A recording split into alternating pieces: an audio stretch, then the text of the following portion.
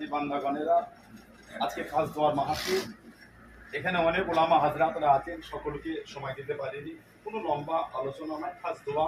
আমার উস্তাদ দীর্ঘদিন যিনি আমাকে শিক্ষা দিয়েছেন, আমাদের ফুরফুরা ফাতিয়া সিনিয়র টাইটেল মাস্টার শিক্ষক, উনি আমাদের করে ফারায়েজ পড়াতেন এবং ইসলামী হিস্টোরি পড়াতেন। আল্লাহ রাসূল বলেছেন তাআল্লুমুল ফারায়েজ ওয়া ইলমুন নাস ওয়া নিসফুল ইলম, যে ফারায়েজটা হলো দিনের অর্ধেক ইলম। আমার উস্তাদ আমাকে শিক্ষা দিয়েছে। আজকে আমি আমার উস্তাদকে পেয়েছি, এর জন্য আমি খুব আনন্দিত, আমি খুব গর্বিত এবং আমাকে খুব আনন্দ দিয়েছি। তাই আজকে আমার উস্তাদকে নিয়ে হুজুর হাত তুলবে, আমরা সবাই হুজুরের সঙ্গে হাত তুলবো। এবং এখানে অনেক ওলামা হাজরাতরা আছেন, আমরা আপনাদেরকে সময় দিতে পারলাম না, এর জন্য ক্ষমা প্রার্থী। আল্লাহ দয়াময়, দয়া করে আমাদের সকলকে মাফ করে দিয়ে আল্লাহ আমাদের হজকে কবুল করে নেন এবং আল্লাহ আমাদের এই হজের সমস্ত কাজগুলি আল্লাহ আমাদের জন্য সহজ করে দেন। আমাদের তো করার মতন ক্ষমতা নাই, তিনি যদি করিয়ে না নেন আমরা করতে পারবো না।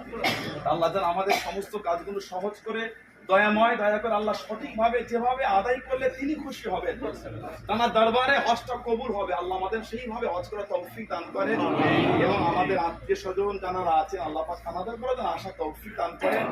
আল্লাহ আমাদের সকলকে সহি সালামতে হজের সমস্ত কাজগুলিকে আদায় করে আল্লাহ হাজারো খুশি করে আল্লাহ আমাদের সকলকে বাড়িতে পৌঁছে দেন।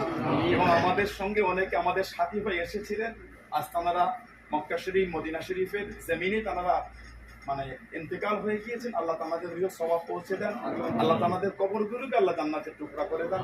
অনেকে দোয়া চেয়েছেন, বিশেষ করে আজকে এই দোয়া মাহফিল আয়োজন করার জন্য আমার জানাবাড়ি ভাই, আমার আব্দুল কাইয়ুম ভাই, তৎসহ আরো সব ভাইরা, বিশেষ করে এই বিল্ডিং এ যিনি আছেন মোস্তফা ভাই, আরো সব ভাইরা অক্লান্ত মেহনত দিয়েছেন। এবং আনন্দের বিষয়, পশ্চিমবাংলার নামকে গোটা পৃথিবীর জমিনে উজ্জ্বল করে আছে যে সমস্ত প্রতিষ্ঠান, সে সমস্ত প্রতিষ্ঠানের মধ্যে একটা প্রতিষ্ঠান হলো আল আমিন মিশন। এখানে এসেও আল আমিন মিশনের ছাত্ররা আমাদের হাজী সাহেব বাবজানদের ভাইদের ট্রিটমেন্ট করছে। এর থেকে আমাদের কাছে আনন্দ আর কিছু হতে পারে না, যে পশ্চিমবাংলার একটা প্রতিষ্ঠান, সেই প্রতিষ্ঠানের ছাত্ররা আমাদের পাশে দাঁড়িয়ে আমাদের করে সাহায্য করছে, ট্রিটমেন্ট করছে। সেই আল আমিন মিশনের কর্ণধার তিনিও আছেন, আমার চাচাজান আমাদের নুর সাহেব আছেন।